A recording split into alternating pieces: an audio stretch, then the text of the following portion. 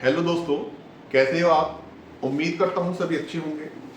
जैसा कि आप जानते हैं, जो बार काउंसिल ऑफ इंडिया प्रत्येक वर्ष AIB ऑल इंडिया बार एग्जामिनेशन कराती है।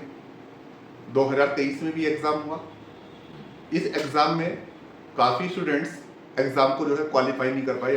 तो हम ये जानने की कोशिश करेंगे आखिर वो क्या लैक हैं, क्या कमियां हैं जिनकी वजह से एग्जाम क्रैक नहीं हो पाया, या हम प्रथम प्रयास में इस एग्जाम को कैसे क्वालिफाई कर सकते हैं, कैसे पास कर सकते हैं। आज इसके रिगार्डिंग थोड़ी सी चर्चा करेंगे, जानने की कोशिश करेंगे कि वो क्या क्या महत्वपूर्ण बातें हैं जो हमें इस एग्जाम के रिगार्डिंग याद रखनी चाहिए और उनको जो है फॉलो करना चाहिए। जहां तक मैं समझता हूं कि अगर जो इन चीज़ों को हम डेली इन चीज़ों को फॉलो करें, कन्फर्म ये एग्जाम जो है फर्स्ट अटेम्प्ट में जो है पास हो जाएगा।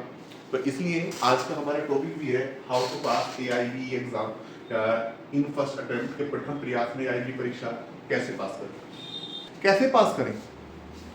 सबसे पहली बात, जब हम ये एग्जाम देना है, जिन भी कैंडिडेट्स को ये एग्जाम देना है, तो सबसे पहले उन्हें इस एग्जाम के पैटर्न को जानना चाहिए। इस एग्जाम के पैटर्न को जानना चाहिए। पैटर्न से मतलब ये है कि उनको जानना चाहिए कि इस एग्जाम का फॉर्मेट क्या है।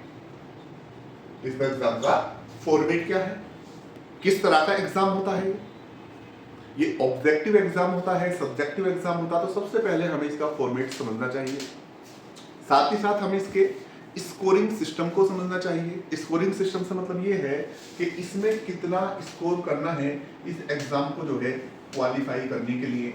और साथ ही साथ हमें ये समझना चाहिए कि इसमें नंबर ऑफ क्वेश्चंस कितने हैं, कितने क्वेश्चंस आते हैं टोटल। तो सबसे पहली चीज हमें जो है इस एग्जाम की पहली चीज के पैटर्न को समझना चाहिए कि एग्जाम का फॉर्मेट क्या होता है, इसका स्कोरिंग सिस्टम क्या है, कितने इसके अंदर क्वेश्चंस आते हैं।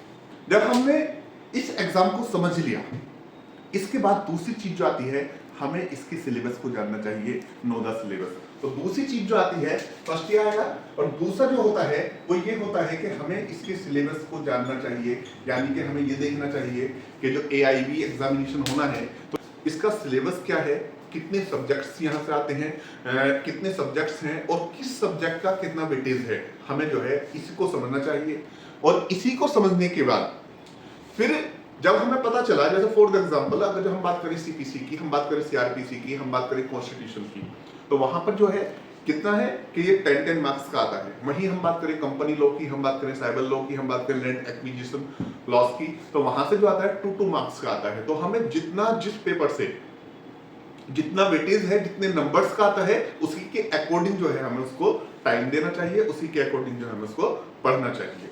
और इसी के साथ तीसरी चीज जो है वो होता है कि हमें सोल्व करने चाहिए प्रीवियस ईयर के क्वेश्चंस पेपर्स को, यानी कि जो प्रीवियस ईयर्स के पेपर्स हैं, जितने भी पेपर्स हुए हैं AIB के, हमें उन्हें सबको एक बार सोल्व करना चाहिए। और सोल्व करने के साथ साथ हमें ये देखना चाहिए कि किस सब्जेक्ट से कितने मार्क्स का आएगा, वो तो पहले से ही स्पेसिफाइड है, लेकिन इस सब्जेक्ट्स में कौन से टॉपिक से कितने क्वेश्चंस ज्यादा आ रहे हैं। जैसे फॉर एग्जांपल अगर हम कॉन्स्टिट्यूशन को देख रहे हैं तो हमें देखना चाहिए कि कॉन्स्टिट्यूशन में लेजिस्लेचर से ज्यादा क्वेश्चन है, एग्जीक्यूटिव से ज्यादा क्वेश्चन है, जुडिशरी से ज्यादा क्वेश्चन है, अमेंडमेंट से है, फंडामेंटल राइट्स से है, फंडामेंटल ड्यूटीज से हैं, यानी कि कहां से ज्यादा क्वेश्चंस आते हैं। तो इस चीज का हमें जो है पता करना चाहिए। और जहां से हमें लगता है कि लास्ट ईयर्स में जितने भी एग्जाम्स हुए हैं, जितने भी ये पेपर्स हुए हैं, उसमें अगर जो फॉर एग्जांपल 10 मार्क्स का जो है कॉन्स्टिट्यूशन का आता है और पता चलता है कि 4 नंबर का फंडामेंटल राइट्स मालूम किया जा रहा है शुरू से, जब से एग्जाम हो रहा है, तो हमें फंडामेंटल राइट्स को अच्छे से तैयार करना चाहिए।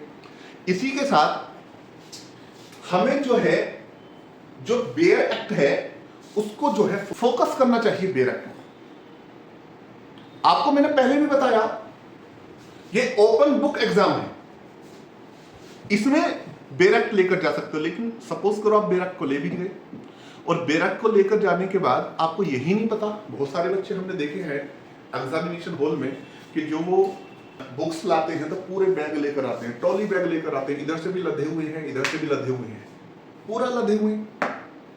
3 घंटे का टाइम है भाई, 100 क्वेश्चंस हैं, टाइम कितना है? 3 घंटे का। अगर जो आपने बेयर एक्ट को नहीं पढ़ा, आप नहीं ढूंढ पाओगे। फॉर एग्जाम्पल आपसे मालूम कर लिया वो कौन सा सेक्शन है जो ये कहता है कि पुलिस विदाउट वारंट अरेस्ट कर सकती है। अगर जो आपने पढ़ा है सही से और अगर जो आपका अंदर से भी नहीं पढ़ा ऊपर से पढ़ा तो आपके माइंड में सीआरपीसी का 41 और बीएनएसएस का 35 आपके माइंड में क्लिक हो जाना चाहिए। तो इस बेरक को इस तरीके से कैसे फोकस करें, कैसे फोकस करें, तो इसके लिए सबसे अच्छा तरीका ये है कि जितने भी बेरक हैं उसका इंडेक्स डेली पढ़ें। जो बेरक हैं, क्योंकि आपको मालूम है ये एग्जाम जो है ये क्वालिफाइंग एग्जाम है, तो इसके लिए आपका बेरक पर बहुत अच्छा फोकस होना चाहिए। और बेरक पर फोकस होने के लिए जरूरी है कि अगर जो आपका इंडेक्स पर फोकस है, आपने इंडेक्स को अच्छे से पढ़ा है, तो याद रखना आपका 70% जो है 70% एग्जाम जो है यहाँ से क्रैक हो जाएगा। क्यों, कैसे समझ रहे हैं। और इसको पढ़ने के लिए आपको क्या करना है, इस चीज को जो आप देखें निश्चय ही आपको फायदा होगा। सपोज करो आप जो है जो बात करते हैं जैसे आईपीसी, सीआरपीसी, एविडेंस, सीपीसी, यहाँ पर समझ लें आईपीसी, सीआरपीसी, सीपीसी, एविडेंस और कॉन्स्टिट्यूशन, इसके अलावा कॉन्ट्रैक्ट, टीपीए, ये जितने भी मेजर एक्ट हैं आप इनका जो क्या करें कि इनके इंडेक्स को जीरोक्स कराएं। और इंडेक्स को जीरोक्स कैसे कराना है, जैसे फॉर एग्जांपल मेरे पास ये बीएनएसएस है, तो बीएनएसएस का जब इंडेक्स है तो ये इंडेक्स है, ये इंडेक्स है। आप क्या करें कि इस इंडेक्स को जीरोक्स करा लें, और पूरे पेज को नहीं, सिर्फ इंडेक्स को। यहां तक कितने पेजेस हैं, 8 से 10 पेज मुश्किल से हैं। तो इस तरीके से आप लगाएंगे तो छोटा सा जो है स्पाइरल बन जाएगा। इन सारों का जो है एक साथ जो है सभी का आप क्या करें, इसको जीरोक्स कराएं, और जीरोक्स कराने के बाद इसको जो है स्पाइरल करा लें, एक जगह बाइंडिंग करा लें। और आपका काम बहुत सीधा सा है कि आप डेली जो है रूटीन बना लें कि 2 सब्जेक्ट का जो है इंडेक्स मुझे मॉर्निंग पढ़ना है, मुश्किल से 10 से 15 मिनट लगेंगे, 2 का दोपहर में पढ़ना है, 3 का जो है शाम में पढ़ना है। तो इस तरीके से जो है आपको जो है इंडेक्स पढ़ना है। जब आप देखेंगे विद इन 10 डेज आपको ऐसा लगने लगेगा 10 दिन के अंदर कि आपकी इंडेक्स पर जो है क्या हो गया, कमांड होना जो है शुरू हो गया। सही है। इसी के साथ आप क्या कर सकते हैं, अपने थोड़े से जो है सोर्स नोट्स बनाएं। सोर्स नोट्स बनाएं, जैसे कहीं पर उसको लिख लें जितना भी हो सकता है। इसके जब बेरक को आप पढ़ रहे हैं उसके रिगार्डिंग जो कोई भी सेक्शन है उसमें जो भी इंपॉर्टेंट केस लॉज है तो आप उसको लिखें। उसके अगर जो कोई सेक्शन किसी लीगल मैगजीन पर बेस है तो आप उस लीगल मैगजीन को भी अच्छे से लिखें, है ना। जैसे आज जब आर्टिकल 20 सब आर्टिकल 2 को पढ़ेंगे तो वो डबल जियोपार्डी की बात करता है, तो आपसे मालूम किया जा सकता है कि डबल जियोपार्डी कहां पर है, दोहरे संकट से संरक्षण का सिद्धांत कहां पर दिया गया है, तो आप वहां पर बताएं आर्टिकल 20 सब आर्टिकल 2 में है।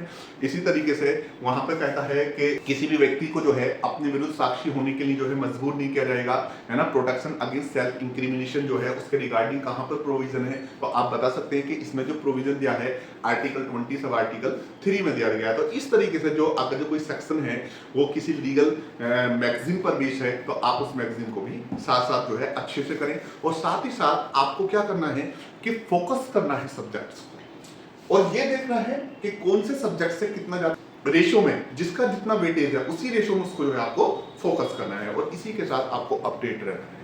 अपडेट से मतलब ये है कि क्या कोई चेंजिंग आया है तो क्या आया है, कोई नया केस लॉज आया है, तो इस तरह से जो भी नई चेंजिंग आती है आपको इस चीज को जो है वहां पर क्या करना है, आपको अपडेट रहना है। तो जनरली अगर जो आप ये कुछ टिप्स हैं अगर इन्हें फॉलो करेंगे तो जहां तक मैं समझता हूं निश्चय ही आपको क्या होगा, फायदा होगा।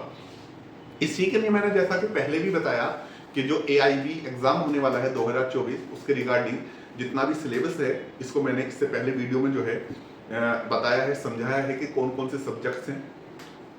उसके रिगार्डिंग जो भी स्टडी मटेरियल हो सकता है, प्रीवियस ईयर्स के questions paper, practice set, short notes, one liner notes या केस लॉज, इसका जो है फ्री स्टडी मटेरियल आपको प्रोवाइड कराया जाएगा हमारे ऐप पर। आप प्ले स्टोर पर जा सकते हैं जिसका लिंक जो है वीडियो के डिस्क्रिप्शन में मिल जाएगा। प्ले स्टोर में जाइए और प्ले स्टोर में जाकर जो है वहां से SM लो क्लासेस ऐप जो है डाउनलोड कीजिए। और जब आप SM लो क्लासेस ऐप डाउनलोड करेंगे तो वहां से आपको जो है फ्री स्टडी मटेरियल जो है मिल जाएगा।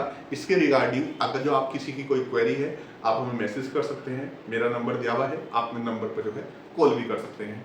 तब तक के लिए मिलते हैं फिर आगे एक नई वीडियो के साथ। जय हिंद, जय भारत।